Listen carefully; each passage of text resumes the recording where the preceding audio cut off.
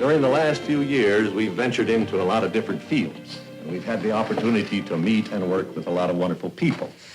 I only hope that we never lose sight of one thing, that it was all started by a mouse. Congratulations, Mr. Mickey Mouse. Congratulations to you.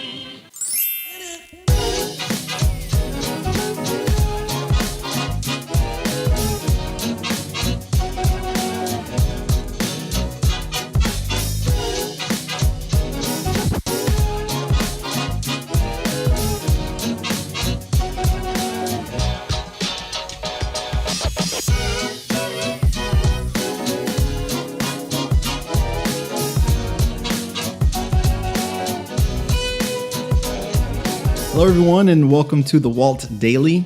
This is episode 64, and this is a podcast for those that don't really know. And for those that don't know us, we are a Disney couple, and one of us is a Disney fanatic and one of us is Disney challenged, but somehow we've made a way to make this relationship work. Yes, exactly. Cool. This is a podcast for those that don't. Yeah, just wanted to make sure it was clear. 64 episodes in. Yes, that's true. That's very good. How's it going? It's going very well. Your shirt is super bright and there's new stuff on the table. Yes, so I have our Disney Advent calendar. So Richie doesn't really know exactly what an Advent calendar is, but it's like every day during the holidays from December 1st all the way to the 24th up until Christmas, you receive a new little present. And in this case, since it's Disney, you receive a new Disney character or a Disney accessory to go with your characters. And then you put it back in the box and do it all again next year. Exactly. Or this year, because now it's this year. Okay. Ask me how many days I've done so far. 0. I haven't done any, but that way when I do get around to pulling them all out, I'm gonna have like 10 to reveal, and I'll already have like places to put them. Yeah. So it'll be perfect. Well, let's go into headlines. Okay. First headline. There are ride closures at Magic Kingdom in order to build Tron Light Cycle. Why? Because where the roller coaster is going to be, it actually kind of interferes with the Tomorrowland Speedway, which is closed, and the Walt Disney World Railroad, which is also closed. So you can see that the trains are docked at the Main Street train station right now. So, and the path from Tomorrowland to Storybook Circus is also going to be closed. So that kind of area, if you can kind of picture it in your head, not you, Richie, but the listeners, okay. It's going to be where Tron is going, which is super exciting because I feel like Magic Kingdom, to get people who are Disney challenged like Richie, in order to get them bought in, there needs to be a thrilling roller coaster, which is exactly what Tron is going to be. Do you think it's going to be better than the Cars roller coaster? The one that we did not ride, the one that we did not get to go on? No, the one I rode in Disneyland. Oh, the Incredibles roller coaster? Incredibles, my bad, I thought it was Cars. No, yeah. So, I don't know. I think that better, and I never like to use better in terms of Disney in my Disney fandom. It's not better, it's just different. Okay. It's a different type of experience. Okay. So I would say, I'm not sure. Okay. Next headline. This is a Tokyo Disney headline. A while ago, it was announced that there was going to be a major expansion to Tokyo Disneyland to the tune of 75 billion yen. Okay. Which is still a lot of dollars. It is a lot of dollars. Yes. So they're going to be expanding Fantasyland, Tomorrowland, and Toontown. But I want to talk about one of the new attractions that are going to go into Tokyo Disneyland, which is the Enchanted Tales of Beauty and the Beast. That's crazy. Where they're going to have the first Beauty and the Beast animatronics that were ever built by Disney. Why is this the first time? I don't know. You would think that it would have been done by now, right? Before maybe some of the newer attractions. Are they still doing that Mickey attraction that I was not in agreement with? The Hollywood Studios attraction? Mm-hmm. Yes, they are. That's opening, I believe, at the summer 2019. Mm-hmm. And remind listeners why you weren't in agreement with the Mickey Mouse Runaway Railway. Well, my thought was, you are so shocked in saying that it was like it was the first Mickey ride or something. And I was like, that's interesting because, Mickey was like the foundation of Disney basically from Walt. Mm-hmm. And that, I was thinking to myself, I'm like, he had to have made the conscious decision not to have a Mickey ride. You think? But I think so. I don't know. I didn't talk to him about it. Tell me what the conversation was like. But I think that he probably never wrote it down anywhere or something like that. Maybe it has to be, because I'm sure that there would have been greater outrage. But it's just weird to think that being the cornerstone of Disney and him not doing a ride, it was probably because he didn't want a Mickey ride to be in existence. And he probably would have opposed it if brought to his attention. But you know what I just thought of, though? Maybe that might have been the case. Like, let's just say that was the case. But I feel like if Walt found that the demand from his guests was there, that they wanted to see more Mickey and they wanted a Mickey ride, he would have done it. Who demanded it? I think that whoever loves Mickey would probably love to go on a Mickey Mouse ride. Yeah, but I know I would. But you're saying, like, that there would be uproar and demand for why is there no Mickey ride? But I don't think that's the case. I think there's just some Imagineer. Who said uproar? I just said demand. Yeah, but that can be very friendly. Yeah, I'm just saying. But I just feel like that didn't happen. I think there's just some Imagineers that are just like, let's try to make more money or something, and then I want to do this, and then not thinking about Walt. I think that oh my gosh. I think that everything that the Imagineers do is always in the spirit of Walt, which is kind of going to be what we're talking about today. So I'm actually kind of excited that there's this conflict. There's drama on this podcast right now. Yeah, because you're like, they're doing it in Walt's, what they thought he would have wanted. No, if he would have wanted that would have been the first thing he would have done. I don't necessarily think that saying that that's what Walt would have wanted is the right phrase to use, but in the spirit of Walt. I know it's in the spirit of Walt. I get it. Well, there you go. But I'm just saying I don't agree with it. What day is it opening? It's going to be in 2019. Are we going to be there when it opens? I have no idea, because I borderline don't know what we'll be doing in life at that point. Because if we're there, I'm going to see if we'll have to bring signs or something to protest. Oh my gosh! So I'm not riding the ride. First of all, if you guys ever wanted to know I was going to say what Richie looks like, but this is also on YouTube, so you can find out on your own. But if you don't watch the YouTube channel, you'll know what Richie looks like, because he will be the only person carrying a protest sign on the day that Mickey and Minnie's Runaway Railway opens in Hollywood Studios in 2019. That's correct. So if anyone wants to join me, hit me up. Good luck with that one. Yeah. All right. So back to this headline. So the Enchanted Tales with Belle attraction, the ride vehicle was released. It's going to be a teacup, much like the way Chip looks, who's the little teacup in the movie. And I highly recommend that you all go look at the video, which is actually available on our Facebook page. I posted a link to the video where you can see the Belle animatronic. It is amazing. Yeah. It looks like she is there and she is your buddy and she is right there. It's so lifelike. It's amazing.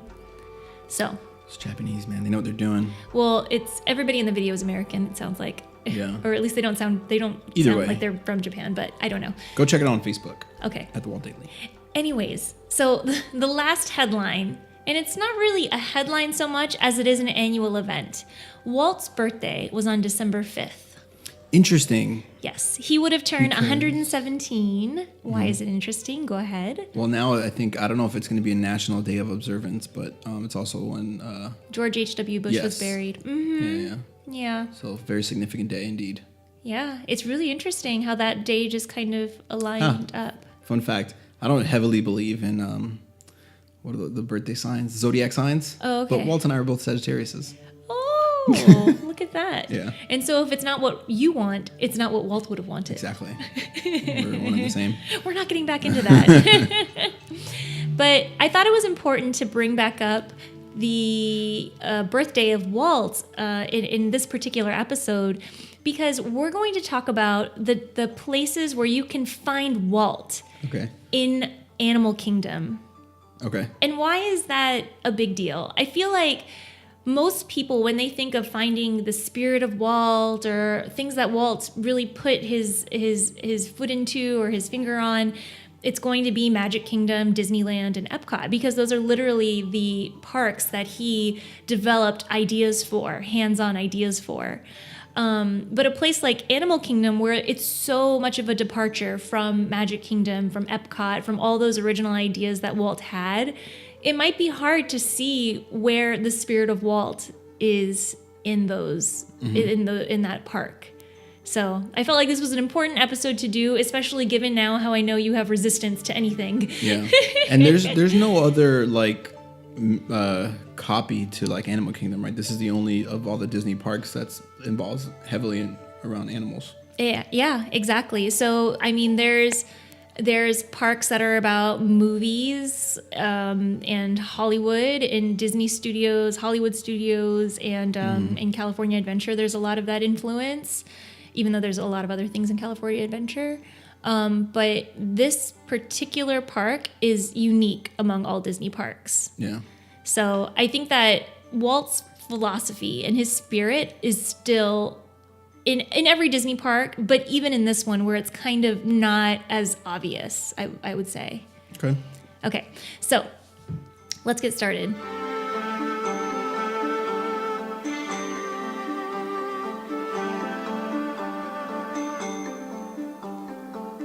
The first place where you can find the spirit of Walt in Animal Kingdom is actually in just the animals.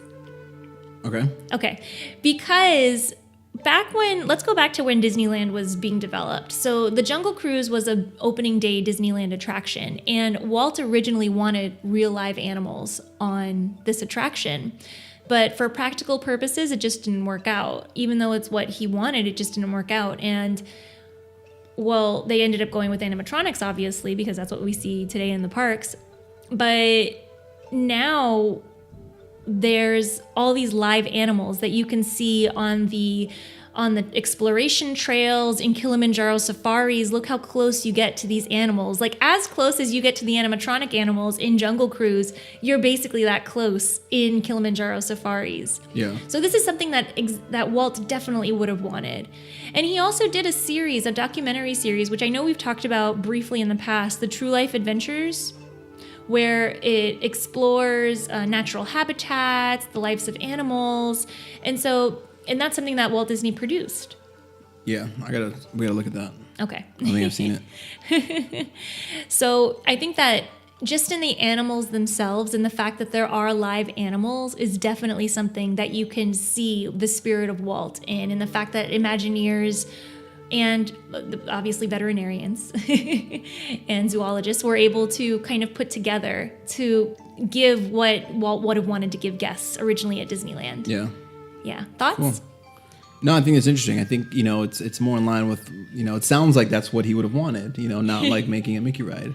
Okay. I get it. Yeah. I get it. Yeah.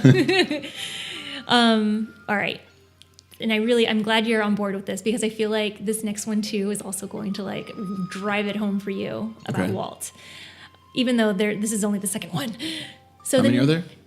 I gathered together 5 because I know it's a lot, but I feel like since I'm the only one presenting today that it would be okay. Okay. So we're still going to do the 5. So we're still going to do the 5. Okay. But if we run long, then we can always dial it back and just throw the ideas out there. So the next one is going to be the Oasis. Richie, go ahead and ask me. What is the Oasis? Thank you. Okay. The Oasis is the entryway and the walkway that leads up to the Tree of Life. Okay. So the Oasis is basically the Main Street USA of Animal Kingdom, leading up to the hub of Animal Kingdom, which is exactly what Main Street USA does, as we all know, where you lead up to the castle, and from there Richie is smiling from ear to ear because he knows. I wouldn't have thought of that. Yeah, and the Tree of Life is like the castle. Exactly. And interesting. Another thing, good job, guys, Imagineers.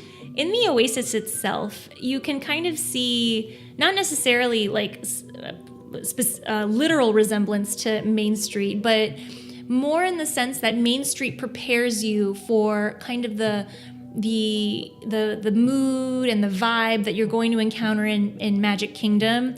In the Oasis walkways, you're going to come across animals, lush plant life, cast members who are talking to you about conservation. All of that is going to put you in that mindset of what Animal Kingdom is, which is all about the animals and conservation, and of course these other areas and lands that you're going to see. And so the Oasis leads to actually Discovery Island. So the hub itself is on Discovery Island, which leads to Africa, Pandora, Asia, Dino Land, USA. Yeah. So, yeah, the Oasis. That's pretty interesting. Main Street. Yeah. I'd tip my hat off to them for that. I mean, it's crazy because the hub is like a formula that Walt developed. And so that formula... And parks. For parks, yeah.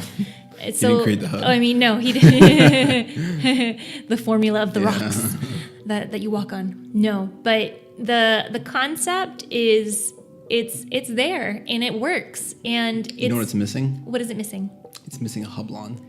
Oh, that's now that I know that that's what it is. Oh gosh, I need to put that in there. Well, I knew there would be some backlash at some point during this episode. Or it's like one of those things where it's like, yeah, you can hublon all you want, but like you'll also be with kangaroos. That's right in front of the tree. And probably get kicked out because that's beyond the barrier. Yeah, literally kicked out by a kangaroo. Literally. That's funny. So the Oasis is the main street. So, and I just did a flash briefing on it as well. If you're more interested in the Oasis, feel free to listen, which is available. So, my next way to find Walt in the Animal Kingdom is, and this is definitely kind of a more literal way of seeing Disney in Animal Kingdom, but incorporating Disney property into the rides and the attractions. So, and I'm talking like movies and characters and things like that. I don't get it. Okay. When Walt was developing Disneyland, he did think of what Disney property, animated features, let's say, can we incorporate into Disneyland so that guests will already have that connection to an attraction before they even ride it. Okay. Got it. So, back when Fantasyland was being developed, Peter Pan, Mr. Toad, like those are the types of things that they did. Mm-hmm. Here in Animal Kingdom, you see it in The Lion King. You see it in Flights of Wonder, which is the bird show, being re-themed into Up, A Great Bird Adventure. So incorporating Up, which is a movie that you love. They took out the bird show? They didn't take out the bird show. They re-themed it so that it would incorporate the movie Up. When did they do that? Did we see that? We did see it. I didn't make the connection. Okay. I think this was before you actually saw Up. So Richie only recently saw Up. So we might have not been to Animal Kingdom since you saw the movie. Yeah. Okay. And now Up is Richie's favorite soundtrack, by the way. It's definitely the favorite Disney soundtrack. Which, by the way, I forgot the name of the type of music that it is. It was some sort of type of orchestra that it uses. Ooh, I forgot the name. I'll have to figure it out. But yeah, I was astonished by how and I guess this is a thing that people do, but just the way that it used the same jingle and just gave the different emotions and actions that were happening in the movie. But it was always a riff on the same kind of original jingle, or melody. Melody, yeah. That's a good way and to put it. There's a name for that type of orchestra. It's or thematic orchestration. transformation. I'm not good with You words. sound almost like you know what you're talking about, but it's not quite there. there's a term for this. I just don't remember. It's a complicated term. It's not easy. And I forgot it now, but I'll figure it out. That's hilarious. I'll Google it before the show's over. But yeah, so I think that Walt would have wanted for the Disney intellectual property movies to be incorporated into attractions, because he knows that will give instantly guests that connection. Like, I love The Lion King, we have to go see this. I love Up, we have to go see this. Yeah. So, yeah. You want me to be honest with you? Go ahead. That wasn't as good as the last one. Oh, I knew that was. I should have saved the last one for. You should have saved that one for last. I should have saved the Oasis for last. You're absolutely right. Well, fine. whatever. It's going to be fine. Okay. So the next thing, and this is a little bit less of a literal way to see Walt, but it's the detail of storytelling. Okay. Because Walt was a storyteller. Yes. He told stories through the parks, through movies, through animated features. Yes. And there's so much detail in the storytelling that, I mean, it's really, really unbelievable. And a lot of guests maybe don't see it at first because so much of it is in the details.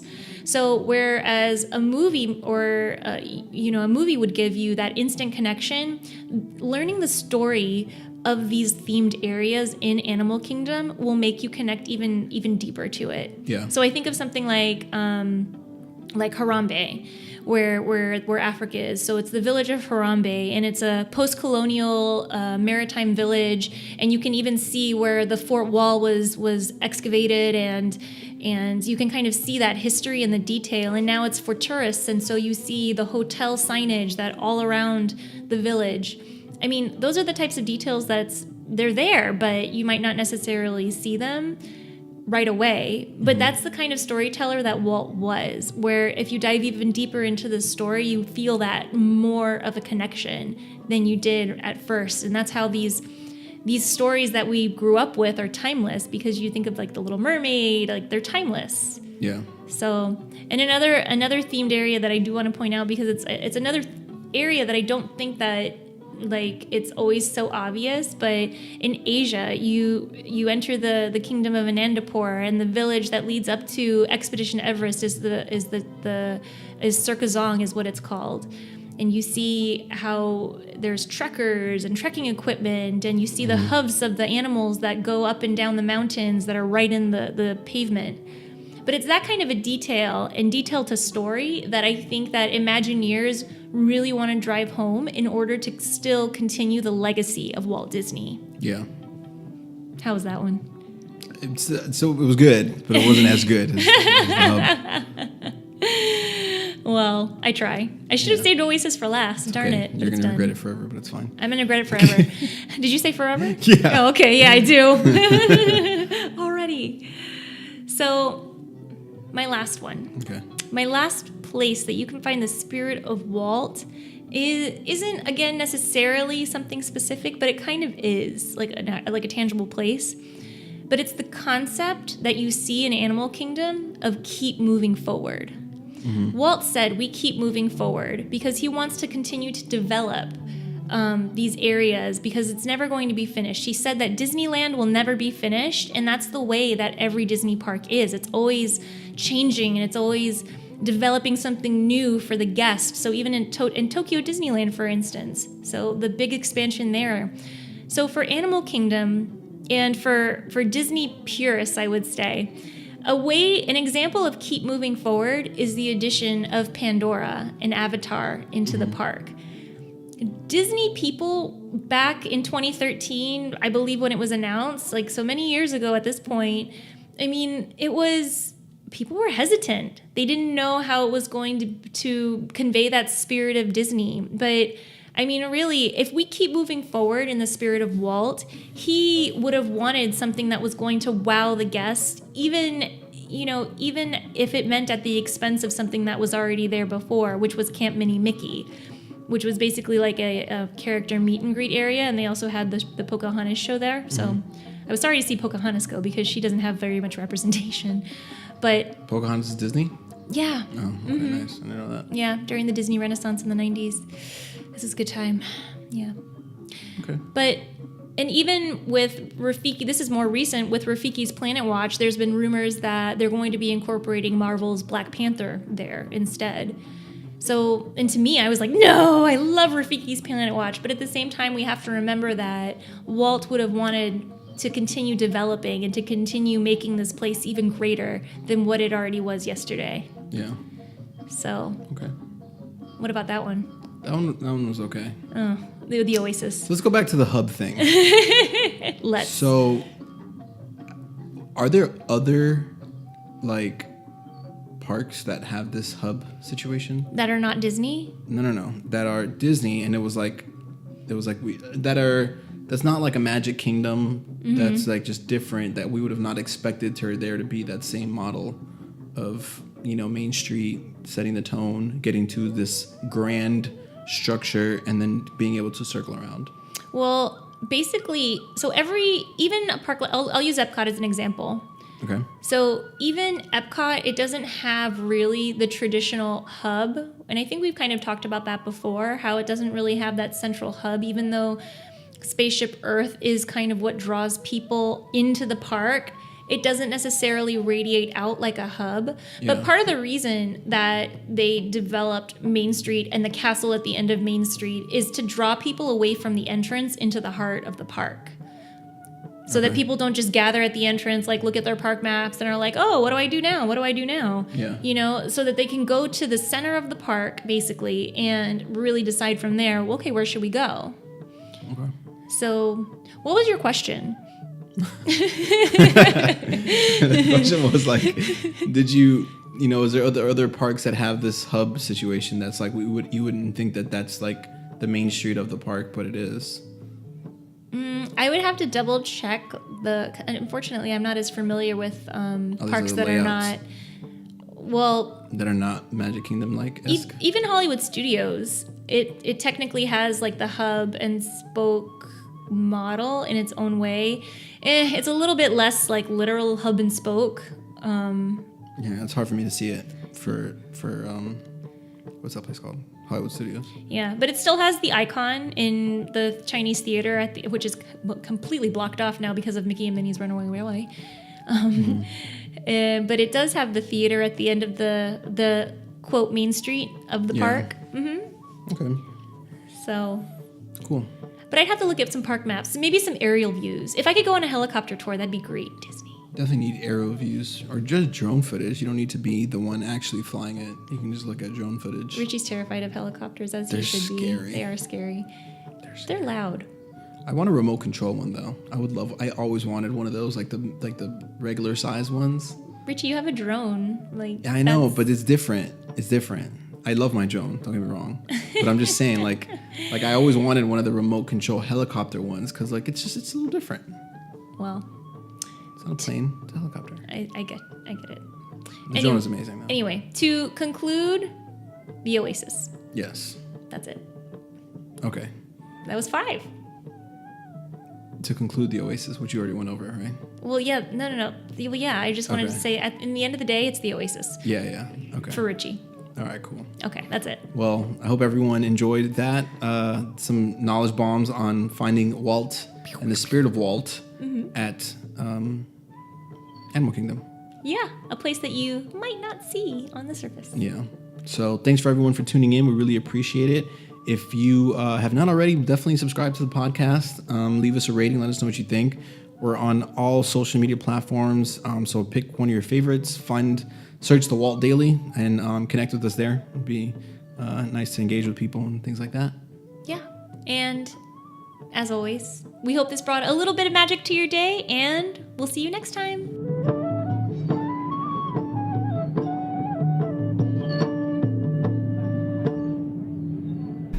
Goodbye.